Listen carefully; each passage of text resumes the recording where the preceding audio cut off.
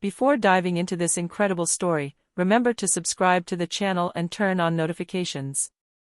Here, every story has something to say, and you won't want to miss a single one. The sun was slowly setting over the golden hills of Beverly Hills. In his sprawling mansion overlooking the city, Richard Evans, a respected but solitary millionaire, watched his reflection in the window. His vacant stare betrayed years of regret that no fortune had been able to erase. Since the tragic death of his only son, Ethan, he had lived in almost reverent silence. The house, once filled with laughter, was now nothing more than a mausoleum of memory. On his desk, beneath a glass dome, rested a small silver necklace, a plaque engraved with Ethan's name. It was the only object he had found after the accident that had taken his son's life 10 years earlier. That morning, a young man came to repair the villa's swimming pool. His movements were precise, his eyes focused, but something about his demeanor caught Richard's attention. He seemed strangely familiar.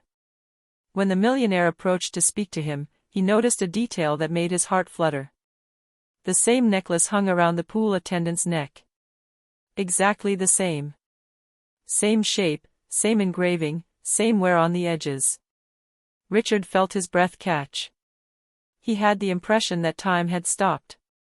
His heart was beating so fast that he thought he heard his son's voice whispering in the wind.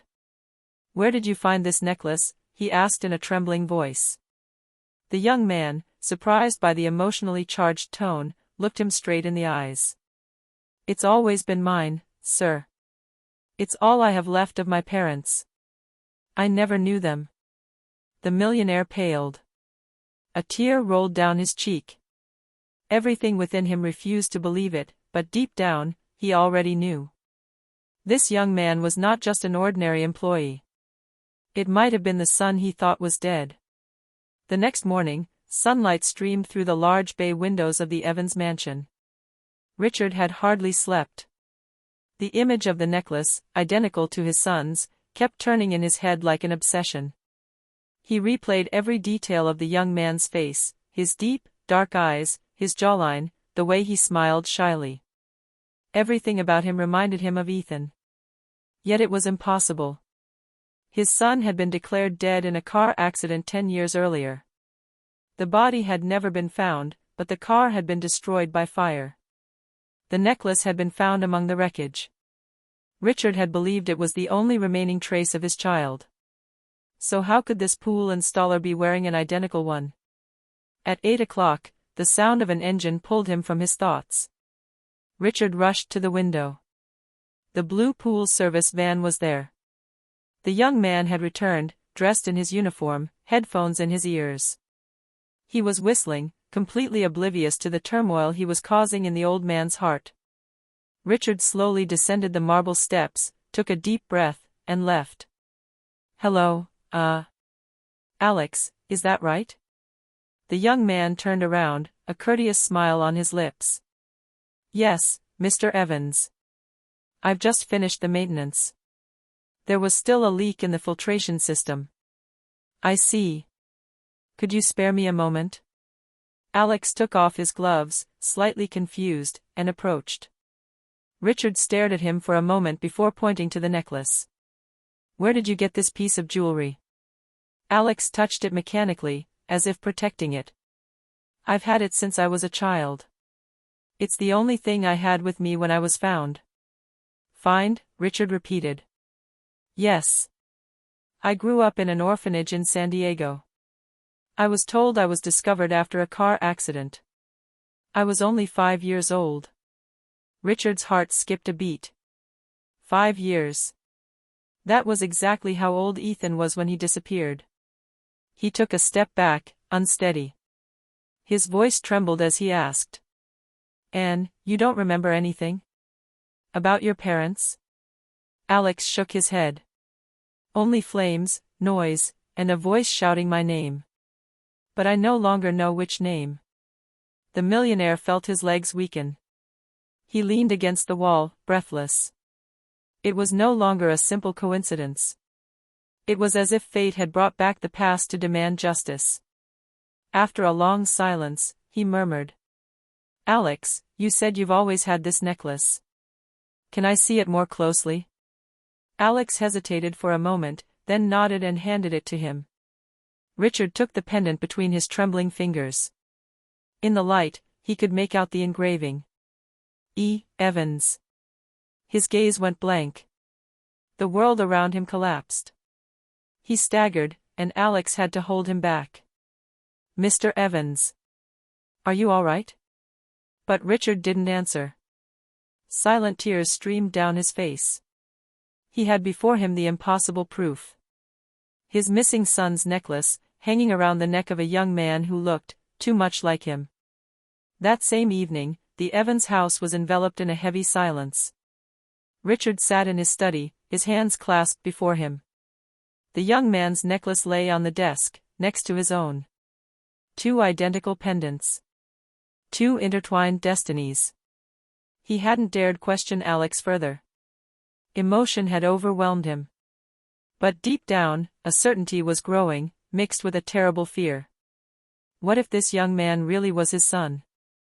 What if someone had lied to him all these years? The next day, he made a decision. He discreetly asked his butler, Peter, to retrieve a DNA sample from the young pool attendant, a hair, a trace of saliva, it didn't matter. Peter, loyal for 30 years, obeyed without question. Mr. Evans, forgive my curiosity, but why a DNA test?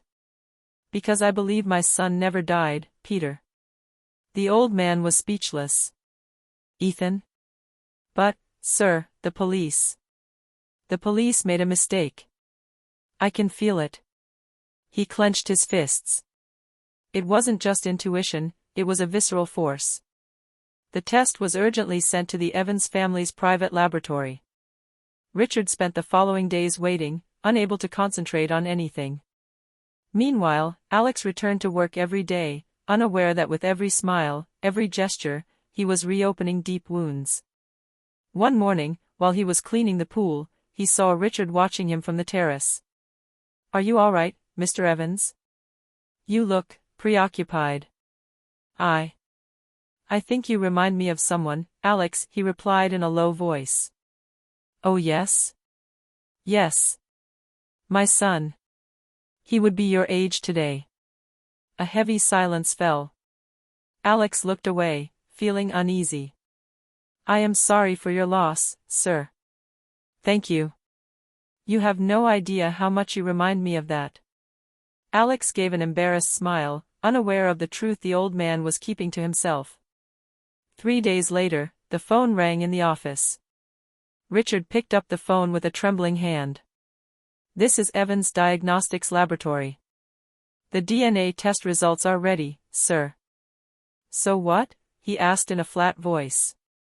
There was a silence, then the scientist's voice resumed. Mr. Evans, the sample size corresponds to 99.9%. The young man is indeed your son. The world seemed to collapse and be reborn at the same time. He slumped into his armchair, unable to breathe. A tear rolled slowly down his cheek. Ethan, alive. But why? How could he have been abandoned in an orphanage? Richard understood that behind this miracle lay a secret, perhaps a crime. And he vowed to find out who had erased his son's trail. Since receiving the DNA test results, Richard Evans hadn't been sleeping. His mind oscillated between the joy of having found his son and the fear of what he would discover behind this disappearance. How could a 5-year-old child have survived an accident, been declared dead, and then sent to an orphanage without anyone noticing? Someone had wanted to erase Ethan from her life. That morning, Alex was working in the gardens, shirtless under the scorching California sun. He was joking with the gardener, ignoring the emotional look Richard was giving him from the terrace. He recognized in his son's gestures the liveliness of his son. Every smile, every expression, every burst of laughter awakened buried memories. Peter, the butler, approached discreetly. Sir, are you going to tell him the truth? Richard closed his eyes for a moment. Not yet. He deserves to know the truth, but not without proof of what happened. Someone lied, Peter. Someone made it look like my son was dead. Peter nodded. Are you thinking of Mrs. Evans? The name made the old man shudder. Claire Evans, his ex-wife, had left the house shortly after Ethan's disappearance. Their marriage hadn't survived the grief. But deep down, Richard had always wondered if she wasn't hiding something. That evening, while he was having dinner in the dining room, Alex entered timidly. "Mr. Evans, I wanted to thank you for recommending me to other clients. Thanks to you, my small business is starting to take off." Richard smiled faintly. "It's totally deserved, Alex. You're hardworking and honest. You remind me of someone I was very fond of. Your son, isn't he?" "Yes," he replied in a whisper. His name was Ethan. Alex remained silent, out of respect. But deep down, he felt a strange emotion.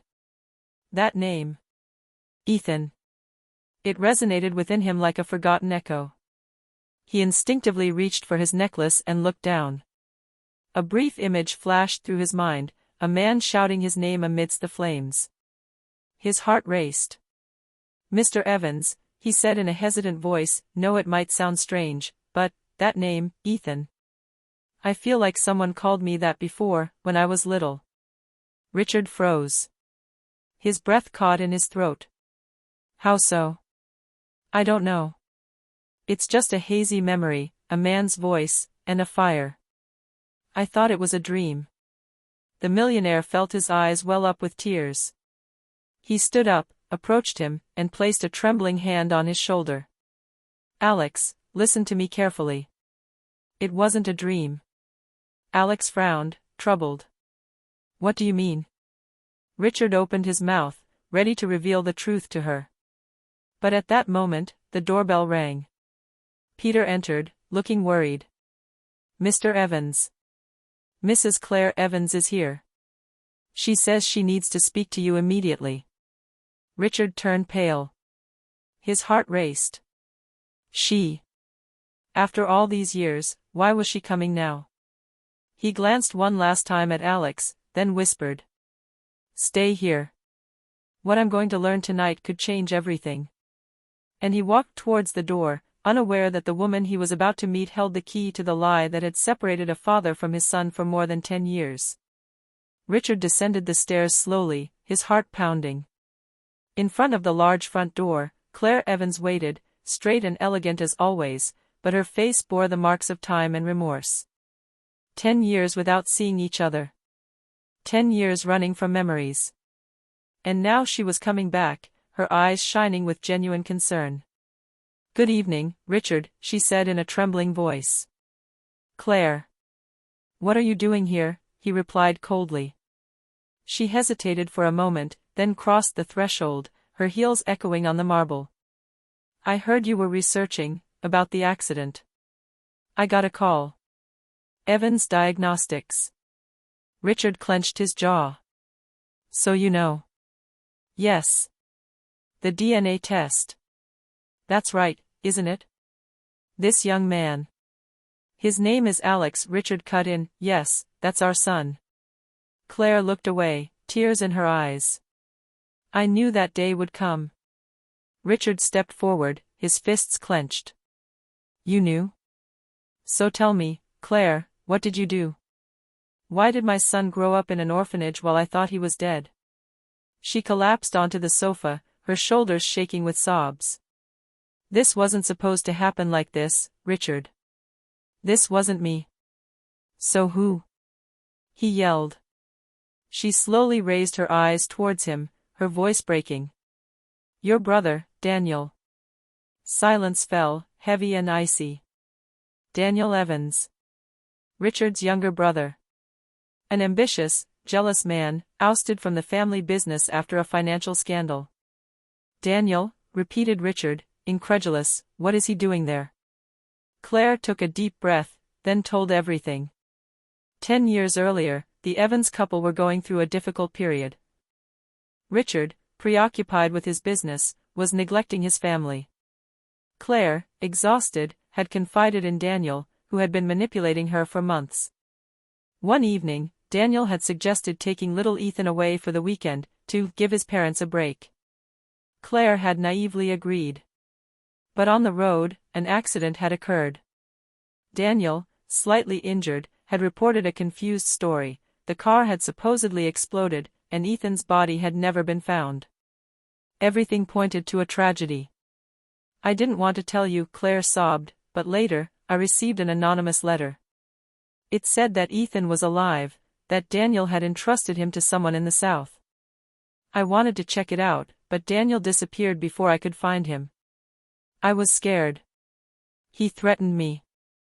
Richard remained frozen, his face pale. His own brother. His blood. "He stole my son, to get revenge on me." Claire nodded her head, in tears. "Richard, I beg you, don't tell him anything for now. If Daniel finds out Ethan is alive, he'll come back. He's dangerous." But Richard, trembling with rage, could no longer contain the fire in his heart. "No, Claire. No more secrets. He took 10 years of my life with my son. 10 years of lies. He'll pay for that." At that moment, footsteps were heard in the corridor. Alex appeared in the doorway. He had heard everything. Her eyes were full of tears, her hands were trembling. "Mr. Evans. Are you saying that? I am your son?" Richard turned towards him, distraught. "Yes, Ethan. You are my son."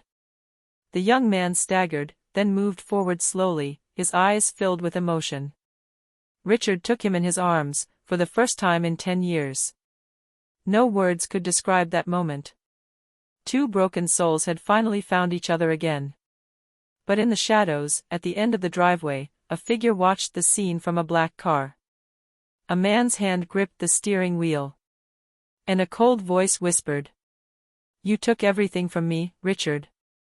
This time, I'll come back and take it back." It was Daniel Evans. And he had just discovered that the son he thought was lost, was still alive. Night had fallen on the Evans villa, but neither Richard, nor Alex, nor Claire could find sleep. The air seemed heavy, charged with an invisible tension. The secret, now revealed, had changed their lives forever. But none of them knew that, outside, the past was already lurking. At the wheel of his black car, Daniel Evans watched the lit windows of the house. His once attractive face now bore the marks of a life of bitterness and hatred. He had lost everything, his fortune, his name, his respectability. And all this, he thought, was because of Richard. His fingers tightened on the steering wheel. "You took away my company, my family, and now you want to take away the son I raised in the shadows," he murmured, his eyes burning with rage. Yes. For years, he had looked after little Ethan, whom he had renamed Alex, making him believe that he was an orphan. But when the child was placed in the orphanage, Daniel disappeared, convinced that all ties with the Evans family had to be broken for good. And then fate brought everything back to the surface. He took a phone out of his pocket. On the screen, a message typed with a trembling hand. "He's alive. Let's get back to the plan." Meanwhile, in the living room of the manor, Richard watched his son. Alex, no, Ethan, seemed lost. He ran his hand over the necklace he had always worn, his gaze averted.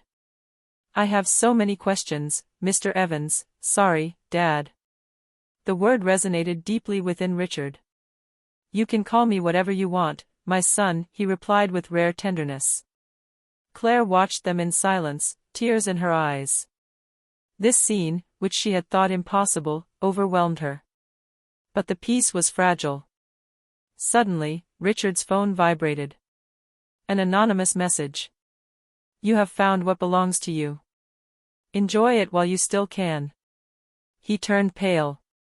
Peter, alerted, approached. "Sir, is everything all right?" Richard gripped the phone tightly in his hand. "No. He knows." The next day, an incident disturbed the tranquility of the house. Alex's car, parked near the gate, had been broken into.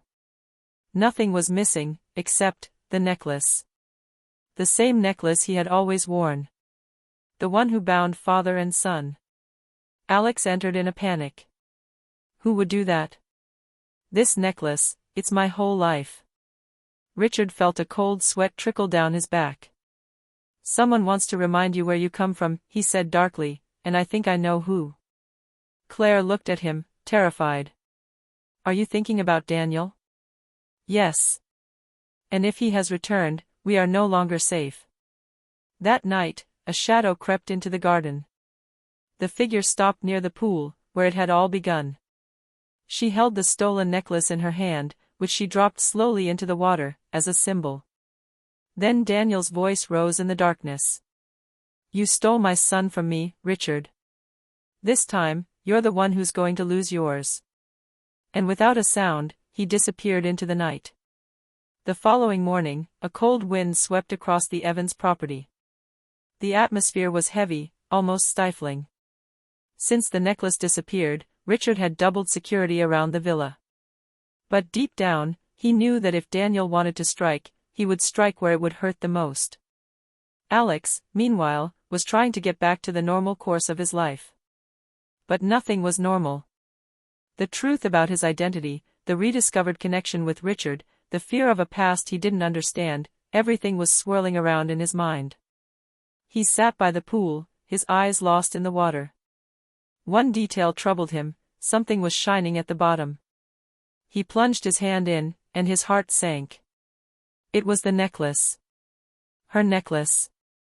He grabbed it, soaked, but before he could even get up, a hand appeared behind him and pressed a soaked cloth against his face.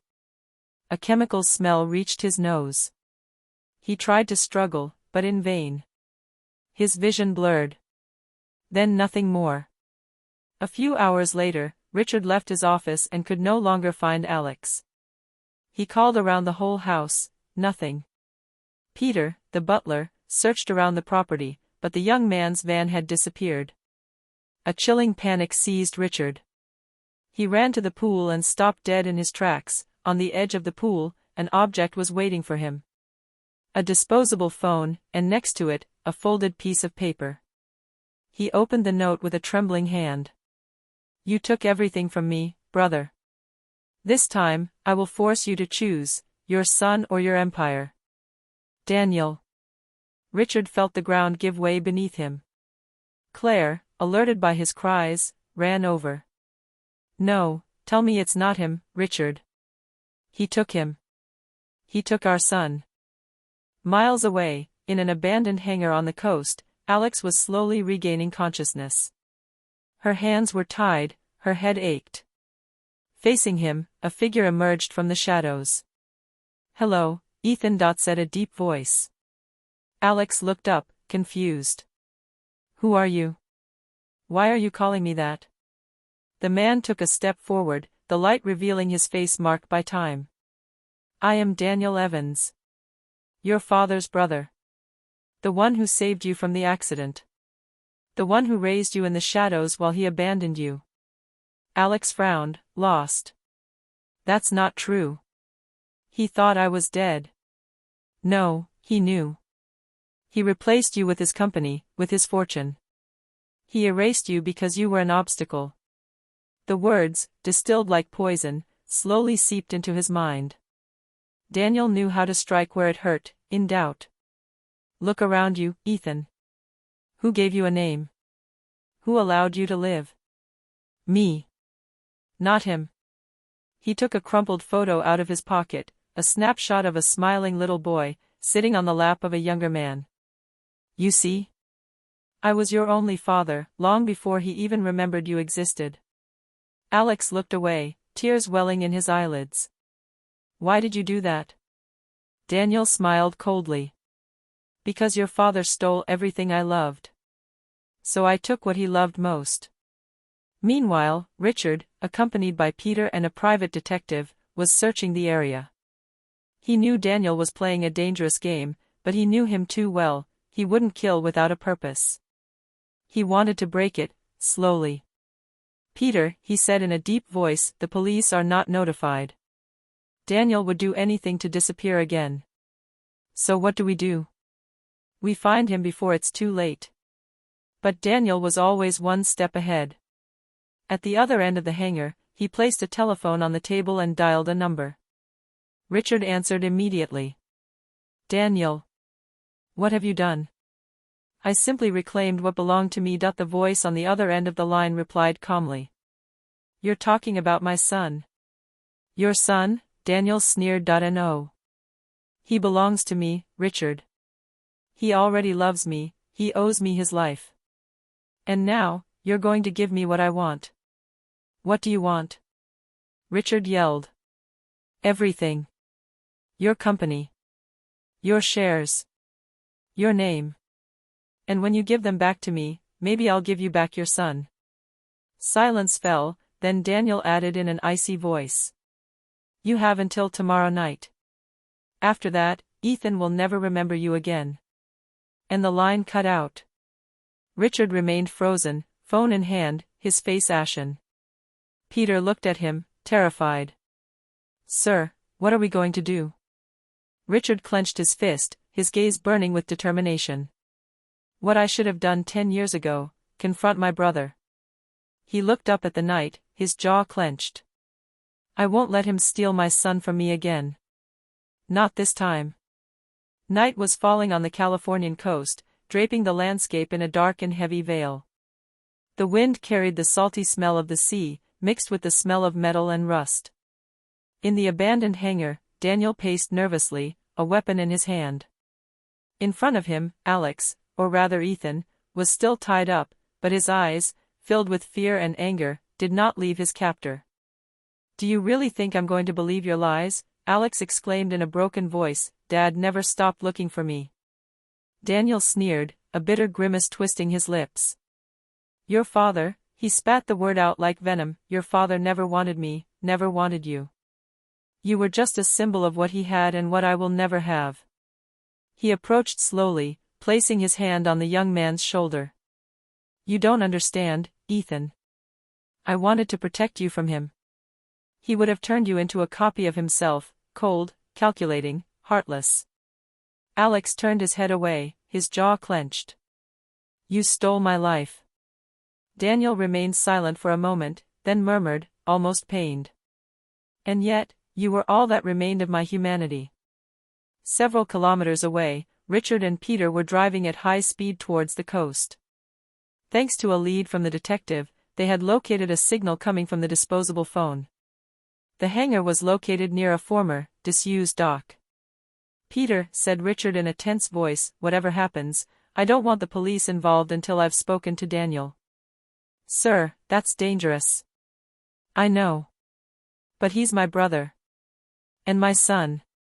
They switched off the headlights 100 meters from the building. Richard stepped outside, his heart pounding, each step echoing like a countdown. Inside, Daniel jumped when he heard a door creak. Richard, he murmured. He raised his weapon. Richard entered slowly, his hands visible. His eyes met those of his son tied to the chair. Ethan. Dad, the young man shouted.